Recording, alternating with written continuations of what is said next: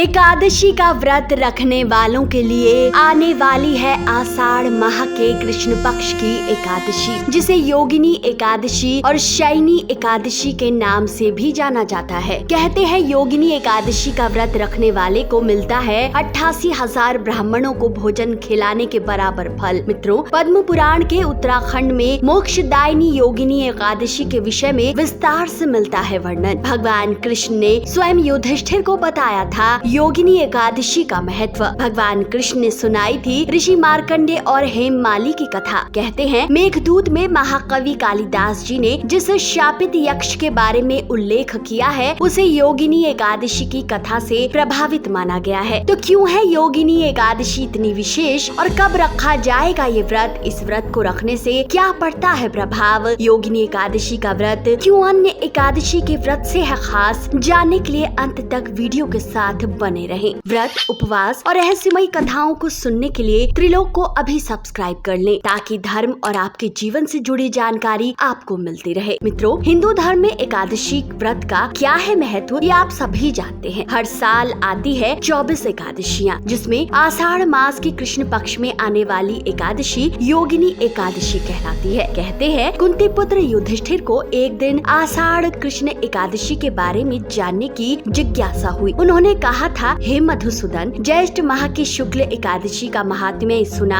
अब मुझे आषाढ़ माह की एकादशी के बारे में बताएं। भगवान श्री कृष्ण कहते हैं कि समस्त पापों को नष्ट करने वाली, लोक में भोग और परलोक में मुक्ति देने वाली, तीनों लोकों में प्रसिद्ध योगिनी एकादशी तीनों लोकों में प्रसिद्ध है। इसलिए हे कुंती पुत्र, मैं तुमसे पुराणों में वर्णित कथा कहता हूँ, ध्यान पूर्वक सुनो। स्वर्ग धाम की अलकापुरी नामक नगरी में कुबेर नाम का एक राजा रहता था। वह भगवान शिव का परम भक्त था। हेम नाम का एक माली राजा के लिए भगवान शिव के पूजन के लिए फूल लाया करता था। तभी वहाँ हेम की मुलाकात विशालाक्षी नाम की सुंदर स्त्री से हो जाती है। कामासक्त होने के कारण वह उस स्त्री से हास्य विनोद तथा रमण करने लगता है। इधर राजा दोपहर तक हेम माली की राह देखता रहता है। अंत में राजा कुबेर ने सेवकों को आज्ञा दी कि जाकर पता लगाओ कि माली अब तक पुष्प लेकर क्यों नहीं आया। सेवक राजा को बताते हैं कि महाराज, वह पापी अतिकामी है, किसी स्त्री के साथ हाथ से विनोद कर रहा था। सब कुछ सुनकर कुबेर क्रोधित हो गए। हेममाली भी भय से कांपता हुआ राजा के सामने उपस्थित हुआ। राजा कुबेर ने क्रोध में कहा, अरे पापी, नीच, कामी, तूने मेरी पूजा का अनादर किया है, इसलिए मैं तुझे शाप देता हूँ कि तू स्त्री का वियोग सहेगा और मृत्यु लोक में जाकर कोढ़ी होगा। कुबेर के शाप देते ही हेममाली उसी क्षण पृथ्वी पर गिर गया और यहाँ आते ही उसके शरीर में श्वेत कोढ़ हो गया। उसकी स्त्री भी उसी समय अंतर ध्यान हो गई। मृत्यु लोक में आकर माली ने बहुत दुख भोगे। बिना अन्न और जल के जंगल में भटकता रहा। रात्रि को निद्रा भी नहीं आती थी, परंतु शिवजी की पूजा के प्रभाव से उसको पिछले जन्म की स्मृति का ज्ञान अवश्य रहा। घूमते घूमते एक दिन वह मार्कंडे ऋषि के आश्रम में जा पहुंचा। हेममाली वहां जाकर उनके पैरों में पड़ गया। यह देखकर मार्कंडे ऋषि बोले, निश्चित ही तूने मेरे सम्मुख सत्य वचन कहे हैं, इसलिए तेरे उद्धार के लिए एक व्रत बताता हूँ। योगिनी नामक एकादशी का विधि पूर्वक व्रत करने से सभी पाप नष्ट हो जाएंगे। हेममाली ने जब ये सुना तो उसने प्रसन्न होकर मुनि को साष्टांग प्रणाम किया। तब मुनि ने कहा, विधि पूर्वक योगिनी एकादशी का व्रत रखने से व्रत के प्रभाव से अपने पुराने स्वरूप में आकर तुम अपनी स्त्री के साथ सुख पूर्वक रहने लगोगे। तो मित्रों, हेममाली को मार्कंडेय ऋषि ने तो उपाय बता दिया। चलिए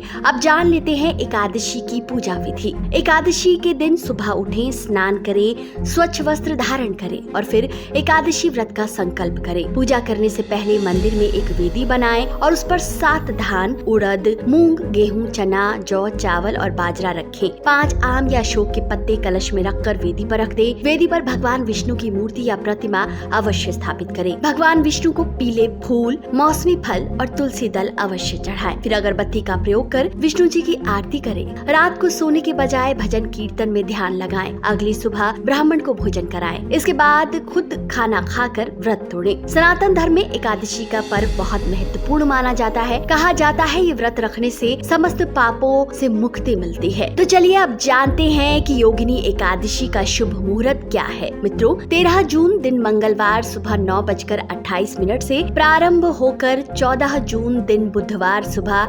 8:48 पर समाप्त हो जाएगी योगिनी एकादशी। उदया तिथि के अनुसार योगिनी एकादशी का व्रत 14 जून को रखा जाएगा। योगिनी एकादशी का पारण मुहूर्त 15 जून जून गुरुवार सुबह 5:22 से 8:10 तक रहेगा। मित्रों, इस व्रत को कोई भी जातक रख सकता है। बीमारियों से मुक्ति दिलाने वाला ये व्रत तीनों युगों में बहुत लोकप्रिय है। मित्रों, अगर आप निरोग रहना चाहते हैं तो आप इस व्रत को अवश्य रखें। तो चलिए अब जाते जाते ये जान लें कि योगिनी एकादशी व्रत के नियम क्या है। इस दिन किसी भी प्रकार से अन्न का सेवन न करें। दशमी तिथि को सूर्यास्त के बाद भूलकर भोजन न करें। अगर आप एकादशी का व्रत नहीं रख रहे हैं तो भी इस दिन चावल का सेवन न करें। एकादशी व्रत का पारण द्वादशी समाप्त होने से पहले कर लेना चाहिए। द्वादशी समाप्त होने के बाद एकादशी व्रत का पारण करना पाप के समान बताया गया है। तो मित्रों, क्या आप रख रहे हैं योगिनी एकादशी का ये व्रत? अगर हाँ तो कमेंट करके जरूर बताएं। वीडियो पसंद आया है तो इसे जितना हो सके